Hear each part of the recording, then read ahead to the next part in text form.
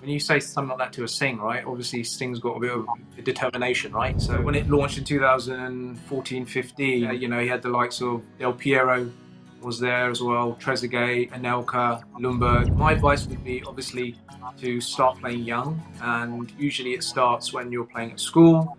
Get involved with the grassroots club. A lot of onus is on the parental support because parents need to support their kids. If you find that the child enjoys themselves, is flourishing, shows the talent, that's when then you start to push. Welcome back, and welcome back to the Flex Friday show. Wherever you might be watching from around the world, we hope you're keeping it well, keeping safe, and keeping active during these difficult times. May manage to keep everyone in high spirits. Every week, we like to introduce you all to different guests on the show to help inspire you to become the best person that you can potentially be. I'm your host of the most. I'll go by the name of FlexSingh, and in this episode, I want to introduce you all to the CEO of Inventive Sports, the founder of the Asian Football and Cricket Awards, and he also is an FA licensed football agent and cricket agent too. So introducing Mr. Baljit Singh Rihal. Vaheguru Ji Ka Khalsa, Vaheguru Ji Ki Fateh. Waheguru Ji Ka Khalsa, Waheguru Ji Ki Fateh. Standard toast and fruit, really. So apart from that, everything's been okay. Just a few calls over to India because the Indian Super League's happening at the moment. So apart from that, just a standard day in lockdown, right? Definitely. I mean, hey, athletes have to eat well every morning. And I'm assuming a football agent and a cricket agent like you has to eat healthy as well too, yeah? Well, yes, we should. I've actually recently started to look quite closely at my diet as well. So from that perspective, I'd like to think I am eating more healthy than I was previously. Awesome. And I know you're a big fan of football too. Did you watch the Chelsea game yesterday, the Champions League match? Yeah, so I always keep an eye on Chelsea. I've been supporting them for a while, and it was really good actually to see them win yesterday, and obviously qualify for the next round of the Champions League. So after a bit of a shaky start to the season, I think we're doing okay now. I think we're doing okay. I mean, hey, the match yesterday was quite difficult at the beginning. I mean, Werner literally missed the open goal, literally in front of the goal in the first opening 5 minutes. But hey, Hudson Odoi managed to score another goal in the 21st minute, so it was alright, wasn't it? Yeah, and obviously Rennes equalised, and I was sort of thinking, okay, if we draw this game, then we're going to go through a second in the group. But thank God for Giroud, who scored in extra time, so that was good. It was a good win. Good win. I mean, the leaping header was incredible, man. He was like Superman. It was Yeah, I incredible. mean he is a good sort of utility player. I've got a feeling he's probably going to leave in Jan, but let's see what happens. Is he someone that you might sign to in the future? Well, I'd like to one day. You never know. Let's see. Bring him to You India. never know. Be pretty good. Definitely. I mean, hey, India has had some great legends in the past joining the league too. I mean, hey, Pirlo joined too recently as well, didn't he? I believe last year or a couple of years ago.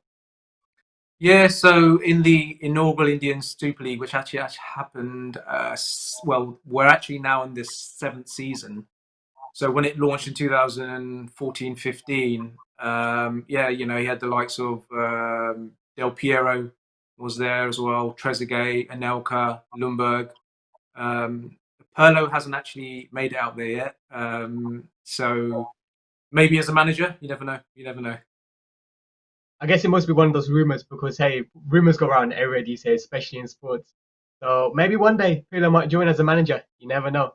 You never know. Yeah, But you never know. Indian, talking about the Indian Super League. You know, at the beginning when I used to play FIFA a lot, you never see the Indian Super League on FIFA. Like you see all the different teams in different countries, but you never see the Indian Super League. But hopefully in the near future, I'll doing FIFA right now. I haven't been playing FIFA lately. I'll doing FIFA right now. So No, yes, so I think all this stuff is all around rights and how rights are sold by the various federations. I know the Indian Super League now is on FIFA Mobile, so they awesome. do feature some of the Indian players, but I don't think it's available on the new FIFA 21. But certainly on the mobile version of it, they are included. Yeah, yeah, but that's not good enough, man. They should be literally on the main platform game because we're part of the game as well, aren't we? No, of course, and on that front as well, the Indian Super League this year is being broadcast to 82 countries across the world, apart from the UK, which is really sad, right? Because apart from the USA, the UK is the highest Indian diaspora outside of India. And the fact that it's Mhm. not being broadcast here is a real shame. But again, that is about broadcasters not picking it up from the UK, but also about the India side not doing enough, I believe, in order to get it Mhm. into the country. But hopefully things can change. Hopefully things can change.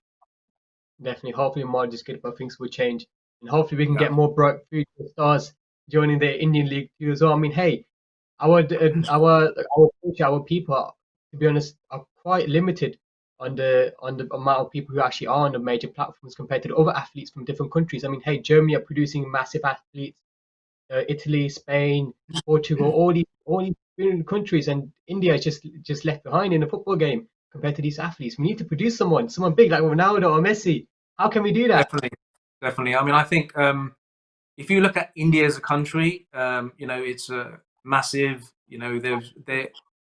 They have improved in terms of their development of sport over the years. Obviously, they're very strong in cricket, the world leaders. Then you've got like hockey, etc. And football really has developed over the past 6 or 7 years, to be really, really honest. But yes, in terms of India, India is producing their own little stars domestically. No one at the moment who I believe is good enough to make the leap into European leagues, etc. But when you start to look at British Asians and those of them like you and I who were born and brought up here, for example, there are a few coming through, and one really exciting one is Yan Danda. So Yan, Mhm. ex Liverpool, he played for Liverpool. He now plays for Swansea. Um, Awesome. and I believe, he has what it takes to play in the Premier League. So when you look at the shift of British Indians, British Asians, as compared to people from India and who are playing in India, I think there's quite a bit of a difference in terms of skill levels. Indians, anyway, aren't able to play in the UK because of the FIFA ruling around because their international rank is below 100, where it needs to be above 50 in order for them to get visas to play in the UK. Oh, okay. Okay. So these are the type of things that we don't know. And it's great that you Mm, actually told this. I'm sure a lot of people around the world don't know this either. That's yeah. amazing. That's amazing. How can we actually push this? I mean, hey, it's only us two, but I mean, what advice could we give to the people who are up there and trying to get the rankings up there too? I mean, what should India do to get the rankings up? Um, One thing I believe is India should allow those of Indian heritage to be able to play for the national team. Okay, so Hmm. that means like people like you and I who've got British passports should be able to represent India. However, the way India Hmm. operate is you can only play nationally in any sport for them if you hold an Indian passport. So even if you have something like an OCI card, for example, that won't count. And I believe Hmm. there are a few players in the UK and around Europe, for example, who, if they were allowed to play under the OCI, which means they don't have to relinquish their British passport, I think that can make an immediate short-term impact, and I think it can really sort of push India over the 80 mark in the short term. So I mean, other countries allow this. So people like Afghanistan have done this, where a lot of their players play in German leagues, for example. So I think India should really allow this. Definitely, most definitely. And I believe players are working very hard as well from all countries to become the best player that they can potentially be. So if only if the nation can support them as well, they might be able to reach higher ranks. So hopefully, Awesome. might just get everything does work out. In terms of the players in the UK and players who are actually trying to get into the professional side of the game, it's not an easy sport, is it? Football. Everyone talks about, oh, I want to be a professional footballer. I want to do this. I want to do that. But no one actually puts in like the effort that actually takes. to become a professional footballer? I mean, you know, for example, 'cause you're a football agent, aren't you? So you know what the kind of things that you look out for when you're scouting for athletes. So for someone who's watching who wants to become professional or who wants to get into the game a bit more seriously, what are the type of skills, what are the type of characteristics that you look in a player when you actually are scouting for players to be signed for teams? So what we do as an agent, so I don't scout myself. Okay. Okay. So predominantly our market is in India because we've found a niche in India. The Indian Super League for us as Inventive Sports, the company, has become a bit of a niche, and that's why we have a number of players, number of managers who approach us in England to say, right, we want you to be that bridge into India because it's a new market. Yeah. And in terms of scouts, we have people who work with us, especially in India, who look out for the players. I mean, I won't lie and say that if I see a player, I can see what they are good at as compared to a scout because I don't have the qualification. But in Yeah. terms of just say, for example, those in the UK, my advice would be obviously to start playing young, and usually it starts when you're playing at school. Uh, get involved with the grassroots club, train, and a lot of onus is on the parental support because parents need to support their kids. It's not just about, for example, that a parent drops off their kid on Saturday morning and uses that as an excuse to say, right, you guys look after my kid while I go down and do subji shopping or something. Yeah. I've got that 2 hours where I can just leave the kid and I'm okay. It requires the parents to stand there while the kid's training, encourage them, support them, and that's something which really needs to happen. Then the kids need to be involved in established clubs which take part in local leagues, local youth leagues, etc. So once they do that, then hopefully the talent will be spotted. Hopefully is being the operative word here, and then hopefully then things should progress. And if, for example, they are involved in an academy which is associated with a club, then the progression thereon starts. Now, I'm a very big believer that a kid should play football that they enjoy, even if it means, for example, playing with their friends at goals or five-a-side, whatever type of football, but they should play to enjoy, not only because they're being pushed by their parents who said, I wasn't able to do this when I was young because I didn't get the support. Now I want you to do it. If you find that the child enjoys themselves, is flourishing, shows the talent, that's when then you start to push and then you start to open up all the different avenues, speaking to the coaches just to see where your boy or your girl can then progress to. Definitely. Definitely. I mean, hey, that's amazing what advice, and I hope the parents and kids can watch this right now as well and take it on board and take it as an inspiration to always be supportive to one another as well, whether it's in the game of football or even outside of the game of football as well. Just be there for one another, whatever career choice you might take in your life. So that's good, man. That's amazing. That's dope. Something that happened by accident, purely by accident. Um, Educationally, I have an undergraduate degree in economics and postgraduate in IT. Worked many years, in IT and then management, etc. And then we started the Asian Football Awards in 2012, and it was off the back of a conversation that I had with an established agent at the awards that Mhm. prompted me then to take the exam and then to become a football agent. So it was during the networking session, and I was speaking to an agent, and I said, "What do you do?" He said, "I'm a football agent." I said, "Oh, that's quite interesting. What do you need to do to become an agent?" And he actually said, "I don't think it's for you. I don't think the exam's really hard to pass. I don't think you pass it." Now, when you say something like that to a Singh, right? Obviously, Singh's got a bit of determination, right? So I just decided just to do the exam. Um, Mm. did the exam. It was a hard exam. I passed. I do understand perhaps what he was saying, what he was referring to, because at that stage, the pass rate of that examination was 14%, 1-4. which meant that Okay. 14% of people passed that exam only. So I can understand why he meant, or why he was trying to say it was too hard. So on the back of the Asian Football Awards, and as that grew, our network grew. You know, you're speaking to different organizations, you meet different people, you meet players, you meet their agents, you meet people in the industry. And that's really how it, you know, it was a bit of a springboard for me, because then as my network increased, that's then when I started to say, right, what can I do more with this agency? And my initial objective was to do something in the UK. It was to work with Asian players in the UK. And initially, I found it quite hard because quite a few of the Asians who were pro aligned themselves with established agents. And probably understandably so as well, because obviously, new guy on the block, do we know what he can achieve? Probably not.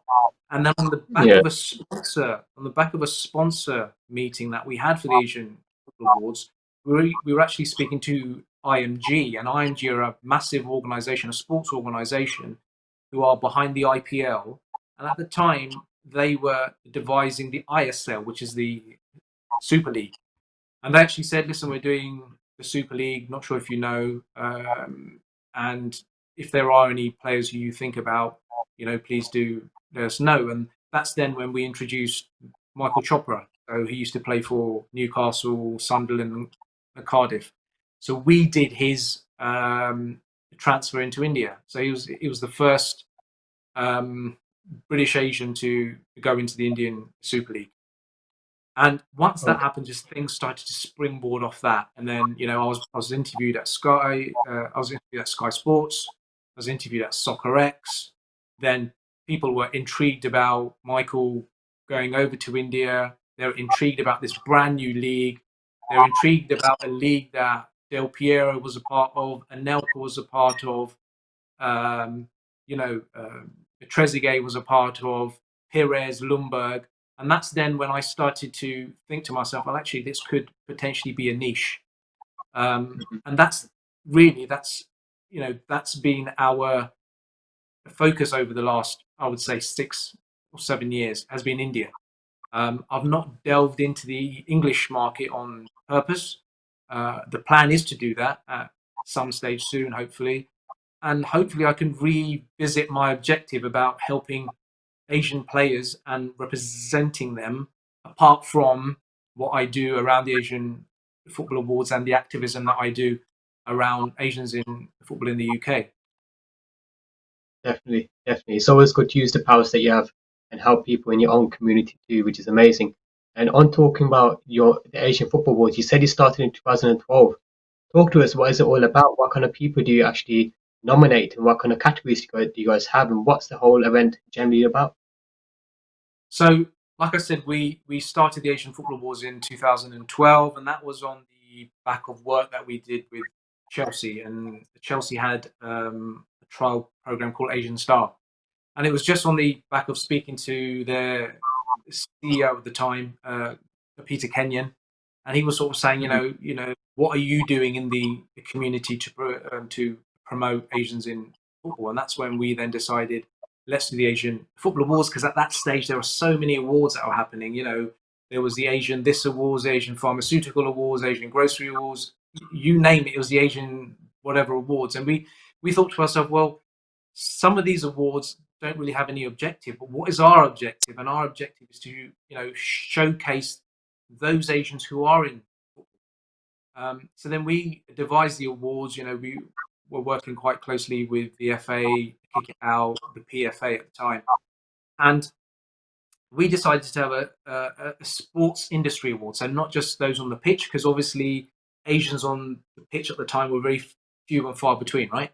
So it's Mm. about the industry awards, those who are behind the scenes, those who are doctors, those who are, you know, they work in marketing, those who work in admin, coaches, the grassroots, the volunteers, the upper, you know, all these things that we thought, right, let's have an industry awards. And that's when we started. We launched our first awards at Wembley Stadium. So the FA were involved with us then.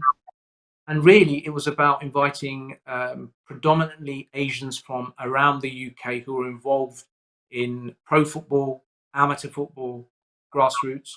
And it was also about inviting these organizations and these clubs. And what it became and what it has become, it has become an event where not only are we there at Wembley to present awards to people, we're there and we say, right, this is an opportunity to network maybe with those in the industry who are beyond your reach, or who may not even answer your calls, or who may not even respond to your LinkedIn. You are here in a room, you have the opportunity to speak to these people.